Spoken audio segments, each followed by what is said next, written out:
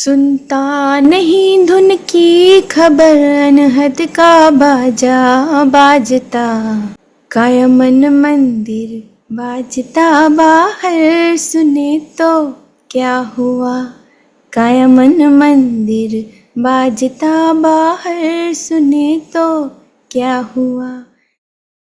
कबीर जी के इस दोहे की व्याख्या सुनेंगे श्री आज़ाद गुरु जी से।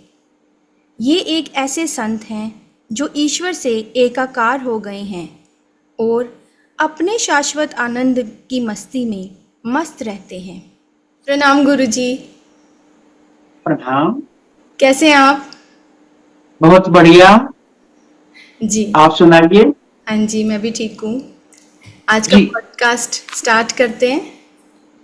हाँ जी, हाँ जी, इस दोहे में कबीर जी कौन सी धुन की बात कर रहे हैं? ये उस अनहद धुन की बात कर रहे हैं। नाम से देखा आपने, अनहद, जिस धुन की कोई भी हद नहीं, वहां हम इतना खो जाते हैं कि हम नहीं रहते वहां, बस वही हमारे भीतर उतर आता है, उस परम अनुभव की तरफ जहां पे कहा गया है कि सारे प्रश्न हल हो जाते हैं, उत्तर उत्तर ही उत्तर रह जाते हैं, प्रश्न एक भी नहीं रहता। उस अनहद की बात हो रही। अकेले कबीर नहीं, हर एक संत ने उसकी महिमा को गाया है और उसी चीज को मैंने पकड़ा है, क्योंकि इसमें पूजा, जप, अजपा और फिर अनहद, ये चौथा आयाम है हमारा।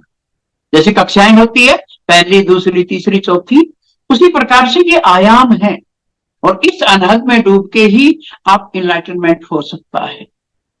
इस अनहद में डूब के ही आप विचारों के पार जा सकते हैं। नानक ने कहा है, नानक नाम जहाज है, चढ़े सो उतरे पार। तो इस जहाज की बात कर रहे हैं, उस जहाज की बात कर रहे हैं जहां से आप विचारों के पार इस सहस्त्रार पे आ जाते हैं। तो हर एक संत हमेशा इस सहस्त्रार पे रहता है। देखा आपने, छोटा बच्चा क्या करता है, वो एकदम डूबा रहता है। देखा उसका कैसे करता है, छोटे बच्चे का। सेम ऐसे ही संतों का होता है। जी बहुत सुंदर तरीके से आपने समझाया जी अनहदनाद के बारे में। जी, अनहद नाद के बारे में जितना आप मुझसे सुनेंगे ना, कितना ही सुन लो। ये मेरी पहली सीढ़ी है। अनेक गुरुओं से जाना है मैंने, पर अनहद नाद को जब पकड़ा तो यात्रा को उड़ान लग गई है। वहां से मैं आगे बढ़ता चला गया। जी अब अभी बताइए। अभी आप ये सब कुछ बता ही रहे हैं, तो फिर अपनी आध्यात्मिक यात्रा के बारे में भी बता दीजिए। जी जी जी जी, मैं 93 से करीब ओशो को पढ़ रहा था। ओशो को पढ़ते पढ़ते खूब ये पूजा पाठ और सब कुछ किया है, जप भी किया है, संतों का बताया हुआ। मैं आनंद परमानंद से जुड़ा था। एक संस्था है, वो शब्द का ज्ञान देती है, उस शब्द को रटा है मैंने। पर धीरे धीरे 2002 आते आते जब मैंने अनहद नाद से रूबरू हुआ, बस फिर तो मेरे भीतर की यात्रा के द्वार पे द्वार खुलते चले गए। वो जाना जो मनुष्य जानना चाहता है, वो जाना जो नानक, बुद्ध, कबीर, मीरा, जितने लोगों ने परमात्मा को जाना है, वो मैंने जाना। फिर गुरुओं पे लगाम लग गई, हजारों गुरुओं से मिला हूं। और धीरे धीरे एक दिन शिवम ने जब जाना, तो बस फिर मैं वही का वही बैठ, फिर मुझे कहीं जाने की जरूरत नहीं पड़ी। बाहरी यात्रा समाप्त हुई और अंदर की पा ली गई। जी हाँ, बड़े शॉर्ट में आपने अपनी आध्यात्मिक यात्रा बता दी है। जी जी जी। हाँ जी, हाँ जी। तो काम भी करता हूँ, गृहस्थ भी हूँ, जी यही काम करता हूँ मैं। देखा आपने, दुनिया पता नहीं क्या क्या करती है, पर मैं भीड़ नहीं चाहता। हमेशा मैं जो काम करता हूँ, शिष्यों पे, एक एक शिष्य पे काम करता हूँ, क्योंकि भीड़ भीड़ हमेशा भीड़ों की होती है। भीड़ कभी किसी की नहीं, चाहे वो संतों की हो, चाहे वो राजनेताओं की हो, किसी की भी हो। भीड़ कभी भी, भीड़ का कोई चेहरा नहीं। और परमात्मा कहता है, आप अपना रियल फेस दिखाइए। परमात्मा आपका रियल फेस। तो सतगुरु हमेशा अपने शिष्य को अपने बराबर लेके आता है, या कहूं शिष्य के बराबर ले आता है अपने आप को, और फिर ऊपर उठाता है, एक एक पे काम करता है। कालांतर में करीब 500 लोगों ने, 500 से ऊपर ही हो गए, 500 के बाद मैंने गिनना बंद कर दिया था, कि इतने लोगों ने उस परमात्मा को जाना है मेरे द्वारा।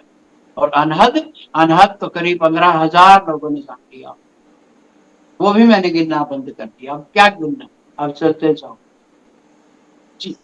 So you believe in quality rather than quantity. जी जी जी, क्वांटिटी की कोई जरूरत नहीं होती है। यहाँ पे कोई ऐसा कुछ नहीं चल रहा है कि कोई व्यापारी बनना है, कोई दौड़ दौड़ तो लगभग समाप्त है साथ के साथ। ऐसा यहाँ नहीं है कि बस आप बोलिए, जो भी आपके जितने धर्म ग्रंथ हैं और हैं, हर एक चीज एकदम एक लाइनअप में हो जाती है उस अनुभव के बाद। वो परम अनुभव होने के बाद में आपका कोई भी प्रश्न शेष नहीं रहता। जी। हर एक संत ने जैसे लगता है सही बोला है, गलत कुछ होता ही नहीं। तो सभी में परमात्मा है। बस मैंने जान लिया, सब कुछ जानने की लाइन में लगे पर उलझ चुके हैं। कोई पूजा पाठ में है, कोई जप में है, कोई अजुपा में है, कोई अनाद में है, कोई शून्य पे अटक गया, कोई फिर इनलाइटनमेंट पे अटक गया। इनलाइटनमेंट से ऊपर भी एक निर्वाण होता है। उस निर्वाण में जब डूबते हैं फिर तो बात ही अलग। तो मैं कहीं रुका नहीं, आज भी मैं सीखने की खिड़की हमेशा खोल के रखता हूं जी। लेकिन ये सब कुछ भी जरूरी होता है, आप कह रहे हो नाम जप वगैरह, ये सारी भी तो स्टेजेस हैं ये। यस, पर एक ही कक्षा में आप कब तक रहोगे? मैं क्यों बोल रहा हूं, क्योंकि मैंने उस चीज को अनुभव कर लिया जी। पर एक में उसका भी मैं सम्मान करता हूं जो पहली कक्षा में है, जो दूसरी में है, जो तीसरी में है, जो परम पद पे है, हर किसी का सम्मान करता हूं। परमात्मा का बनाई हुई कोई चीज व्यर्थ है ही नहीं, गुण अवगुण के परे है, सुख लाभ के परे है, हर एक चीज के परे है। देखा हमारे दो टांग हैं, दो हाथ हैं, दो नाक के जो छिद्र हैं, इंगला बिंगला है, पर धीरे धीरे करते करते दो आंख हैं, पर यहाँ एक क्या, यहाँ तो सब कुछ खत्म हो जाता, यहाँ तो आप बचते ही नहीं, यहाँ आप नहीं होते, वही होता है। अनहद के बाद में इनलाइटनमेंट, शून्य से होके और इनलाइटनमेंट जी। और उसके बाद निर्वाण। उसके बाद निर्वाण कितना टफ होता है ये? नहीं, जरा भी टफ नहीं होता। ओह, जब एक बार कोई उंगली पकड़ लेता है ना, फिर हम यहाँ से भी पकड़ सकते हैं, यहाँ से भी पकड़ सकते हैं, फिर उसको गले भी लगा सकते हैं।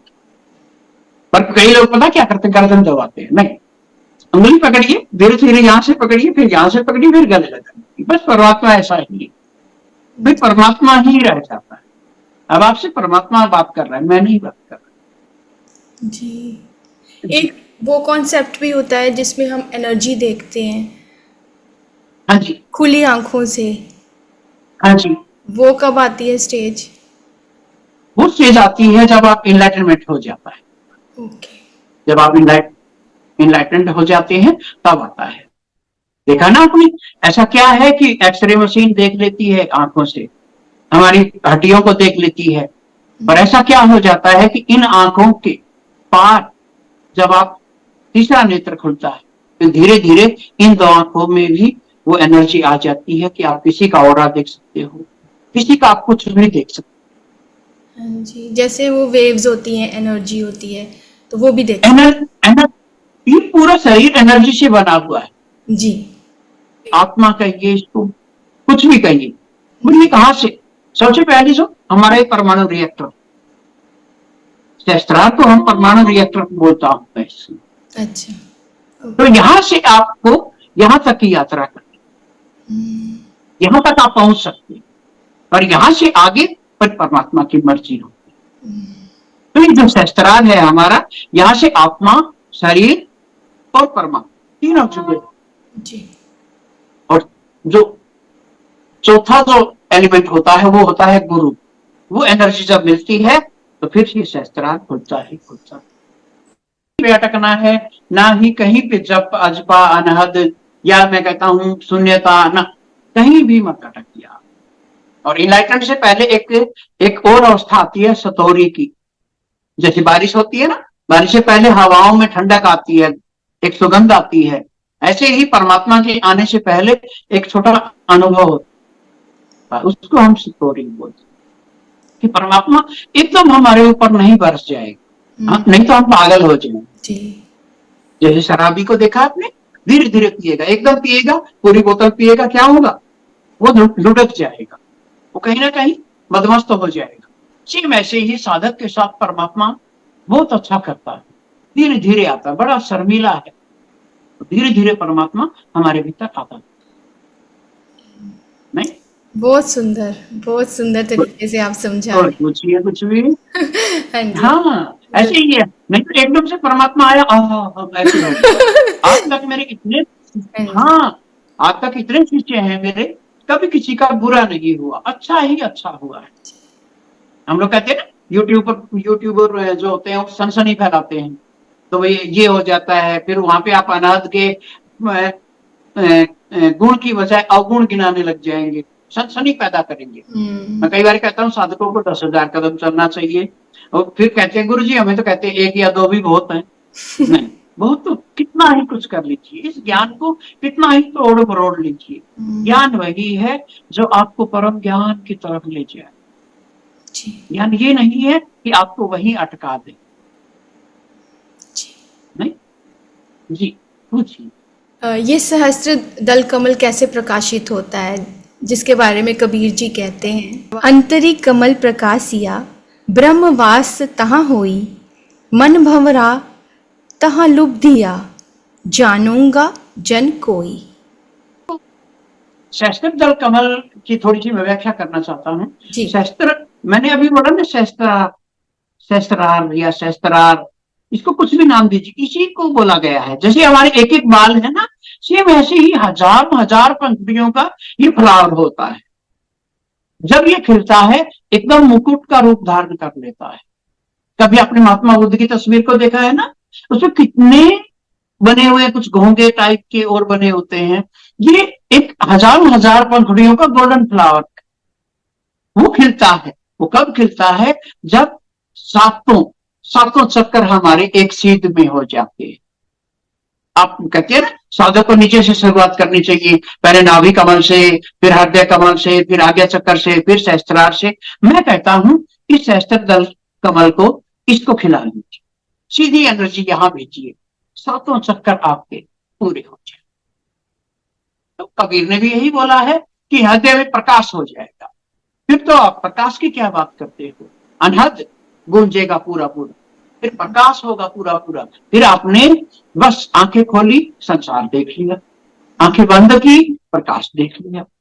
करने को कुछ नहीं होता है, फिर होता है, अपने आप होता है। ऐसा नहीं होता फिर भी हमें करना होगा। जैसे हम कहते ध्यान करिए 1 घंटा 2 घंटा 5 घंटा, मैं कहता हूं 24 घंटे ध्यान में डूबते रहे।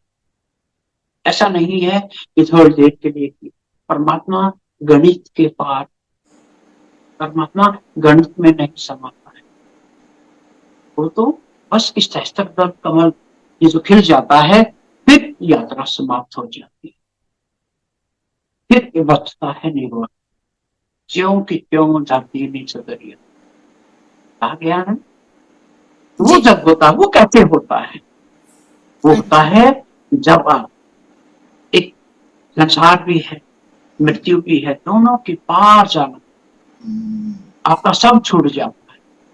फिर आप, चाहे वो इनलाइटनमेंट हो, चाहे आपका संसार हो, कुछ पल के लिए आपकी आत्मा विलीन हो जाती है।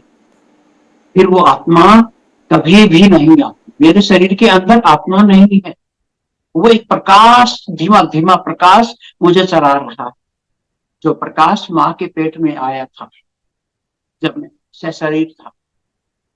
और फिर धीरे धीरे ये शरीर सीता को चला जाएगा, और आत्मा जो मिट चुकी है, उस आत्मा के इतने टुकड़े हुए हैं कि वो, मैं अब हर जगह मौजूद रह सकता हूं। ये ऐसे ही नहीं बोला संतों ने, उसको जाना है। इसको हम एस्ट्रल ट्रैवल बोलते हैं, अशरीरी रूप की यात्रा। शरीर पड़ा रहता है हमारा, देखा आपने, ये बेड को देखा आपने, इस बेड का क्या महत्व है यहाँ पे, कि कुर्सी भी है, सब कुछ है, हम हमारे शरीर को लिटा देते हैं। आप कभी मेरे यूट्यूब चैनल पे देखेंगे ना, शरीर को लिटा देते हैं। इस शरीर का कोई काम नहीं, इस शरीर से काम लेना है तो फिर आप संसार में लीजिए ना जितना लेना है, शरीर काम करेगा आपका। और भीतर शरीर की जरूरत नहीं। जो योग है आपके शरीर को स्वस्थ करे, ध्यान है वो आत्मा के बारे में आप जानेंगे उससे। और समाधि में आप कुछ नहीं करेंगे। समाधि का मतलब देखा आपने, संत महात्माओं ने क्या बोला है, मरने के बाद में बस वो समाधिस्थ तो हो गए। वो जीते जी करके देखिए, तो समाधि में डूब के देखिए, सातों चक्कर एक लाइनअप होंगे, इनलाइटन होगा, आपका सहस्त्रार खिलेगा और आप निर्वाण की तरफ चल पड़े। फिर हमें परमात्मा का काम करना होता है, ये चीज जी। अब आप बताइए, पता चला सहस्त्रार का, सहस्त्र दल कमल का? हाँ जी, पता चला। लेकिन आपकी बातों से ही एक क्वेश्चन मेरे माइंड में आया है। आपने एस्ट्रल हाँ ट्रैवल की बात की। हाँ जी। हाँ जी, तो एस्ट्रल ट्रैवल सबको होगा, जितने भी साधक हैं, क्या कभी ना कभी उनको होगा? डेफिनेटली। मैं ये नहीं कह सकता होगा ही, ये नहीं। ये तो परमात्मा का गला दबाने की बात हो गई, या गुरु का गला दबाने की बात हो गई कि मुझे होगा ही। मैं मेरे जन्म जन्मों की यात्रा की बात करूं तो जब मैंने अनहद सुना, जब मैं इनलाइटमेंट हुआ, तो मैं शरीर से बाहर निकल के देखा मैंने, मैं कहाँ हूँ, मैं कहाँ से आया हूँ, हर एक चीज का जवाब मिला मुझे। तो जन्मों जन्मों की यात्रा रही है।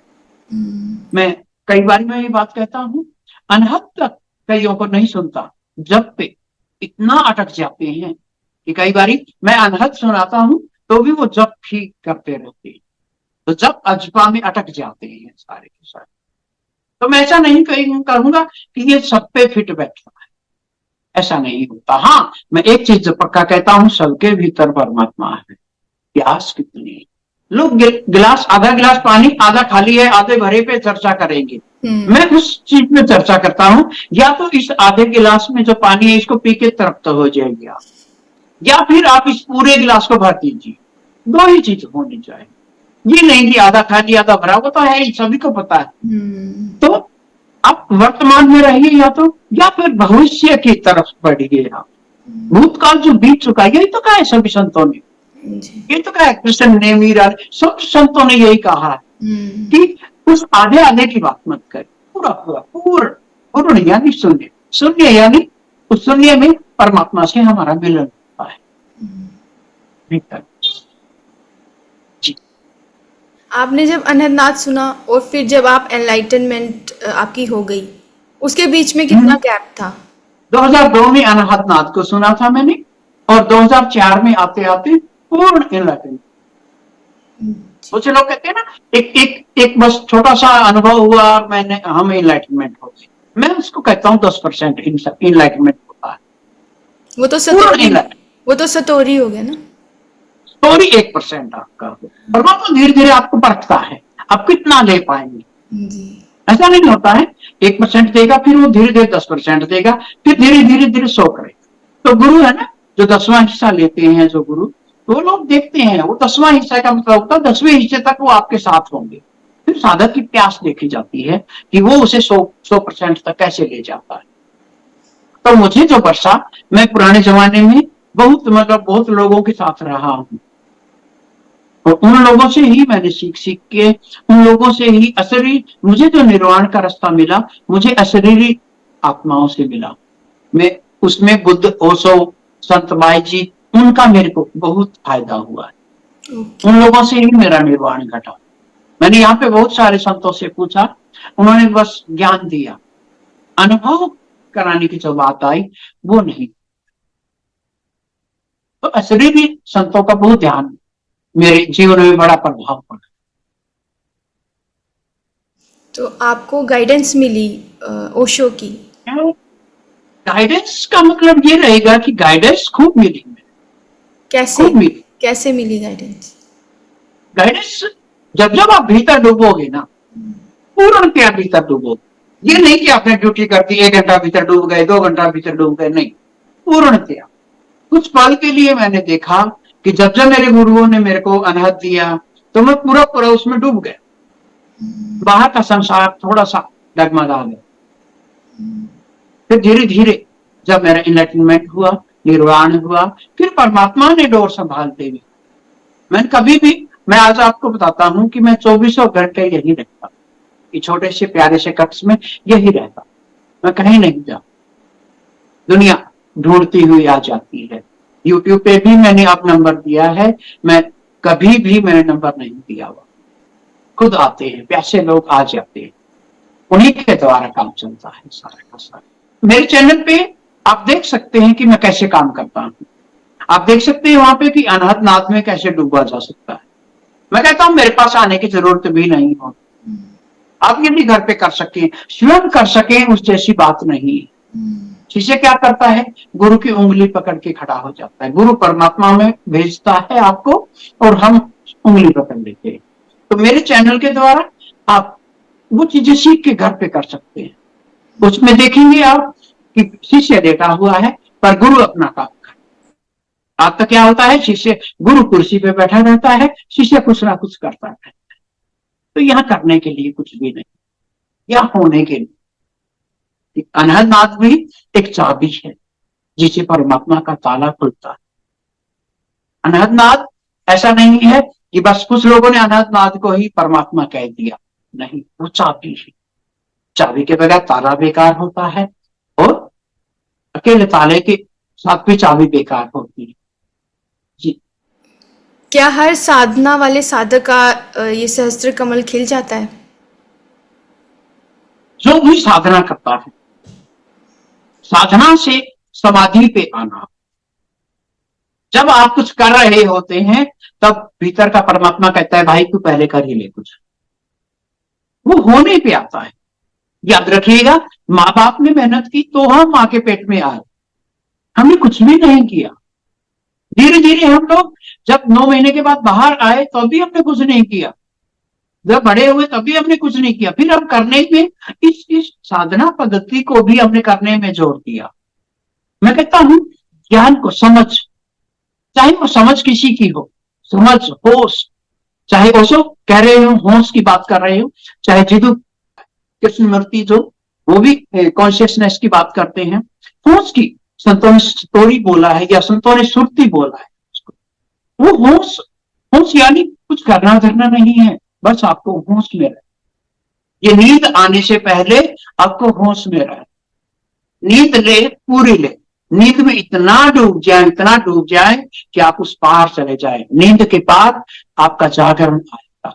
पर हम लोग संसार में रहते हुए संसार की टेंशनों से घिरे घिरे हम एक टेंशन और मोल ले लेते हैं, अब हमें एनलाइटनमेंट होना है। तो टेंशन फ्री रह के करिए, क्योंकि यह करने को कुछ है नहीं, होने को सब हुआ जाता है। सरेंडर इसी को बोला जाता है। हिंदुओं ने इसे, जिसने मंदिर में जाके ऐसे वो झुकते हैं, मुस्लिम लोग वज्रासन में झुक जाते हैं। ये झुकना क्या है, झुकना यानी मेरे शरीर के तल पे, आत्मा के तल पे मैं पूरा झुक गया। हे परमात्मा अब तू जो करे, तू जो चाहे वो हो, तेरी मर्जी पूरी, इस चीज पे आना होगा। फिर वो अपने आप आपको रास्ता बताने लगता है। तो गुरुओं ने मुझे ये रास्ते नहीं बताए, मैं मेरे शिष्य को संसार में भी साधना, जो संसार में क्या करना होता है कि आप वहां भी अपने आप से पिछड़े नहीं, क्योंकि मैं पिछड़ गया। धीरे धीरे आप अंदर की उन्नति भी करेंगे और बाहर की भी, दोनों बराबर करेंगे। आंख खोलेंगे इस संसार को जिएंगे पूरा, आंख बंद करेंगे तो आप परमात्मा को भीतर आप जान सकते हैं या उसमें डूब सकते।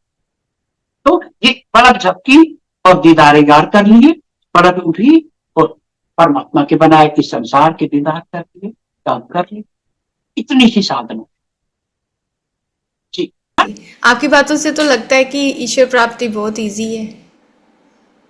होनी चाहिए, हर किसी को होनी चाहिए, पर बात यही आ जाती है ना, लोग या तो आधे गिलास पानी पे अटके हैं या पूरे आधे गिलास पानी है या पूरा आधा नहीं है, उसी पे अटके हुए हैं। नहीं, इसको खत्म करिए। इसके बुद्ध ने कहा ना, चेरवृत्ति, ये बात पुराने जन्मों में बुद्ध के साथ रहा हूं, सौभाग्य है मेरा कि बुद्ध के समय में मैं आनंद नाम का भिक्षु था।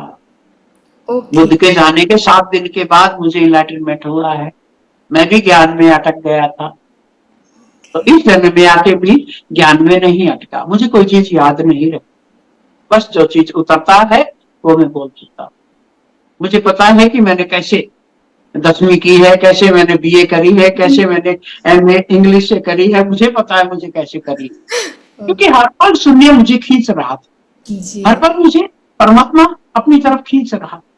हम्म। बाहर के कामों को बर्बाद कर दिया, बाहर की हर चीज को। अलबत्ता मैं कहता हूं, जिस दिन मेरा इनलाइटमेंट हुआ उस दिन मेरा बाइक भी चोरी हो,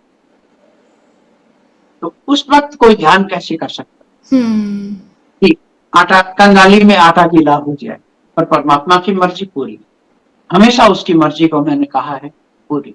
कुछ भी होता, दुनिया अच्छा कहे, परमात्मा को कहो परमात्मा ये तेरा, कुछ भी दुनिया गलत कहती है, परमात्मा ये तेरा, मेरा कुछ भी नहीं, मैं तो ये शरीर भी धीरे धीरे यही छोड़ जाऊंगा, अब तुम देखो तुम्हारा काम।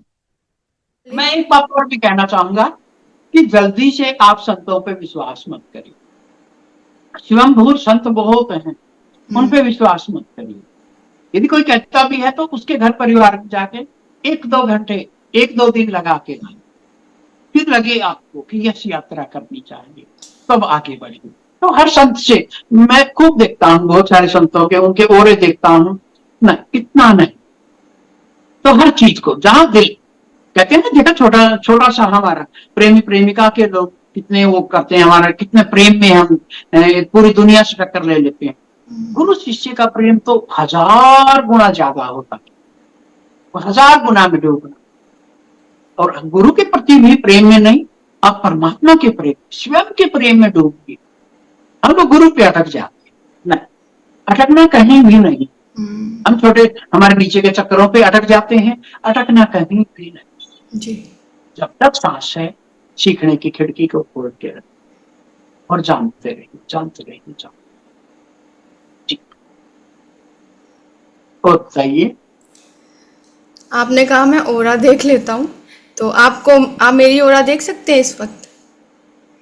मैं ओरा देख सकता हूँ, पर इसमें कोई दो राय नहीं है कि ओरा अच्छा है, पर इसके ऊपर मैं नहीं चलूंगा, इस पे मैं है ना, इस पे अटकाऊंगा नहीं आपको। अच्छा। मैं क्या क्या कर सकता हूँ इससे कोई फर्क नहीं पड़ेगा, बशर्ते आप क्या क्या कर सकती हैं।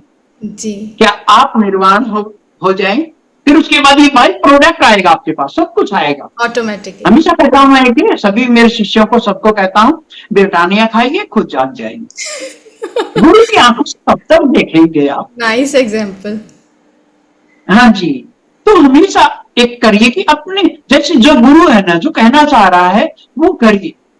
कहते हैं कि जो आप गुरु कर रहा है वो मत करिए, गुरु क्या कह रहा है उसमें डूबिए। जी। तो मन में उस परमात्मा की तरफ, उस अनहद को चाबी मत बनाइए कि बस उसको चाबी ली जेब में डाल ली, बात खत्म। आई एम श्योर हमारे व्यूअर्स के बहुत सारे डाउट्स आज क्लियर हो गए होंगे रिगार्डिंग अनहद नाद एंड क्राउन चक्रा, सहस्त्रदल कमल।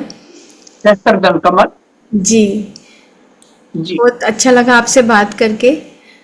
आप हमारे चैनल पर आए, हमें अपना समय दिया, हमें सहस्त्रदल और अनहद नाद के बारे में दिव्य ज्ञान दिया। आपका बहुत बहुत धन्यवाद। Thank you. धन्यवाद गुड़िया।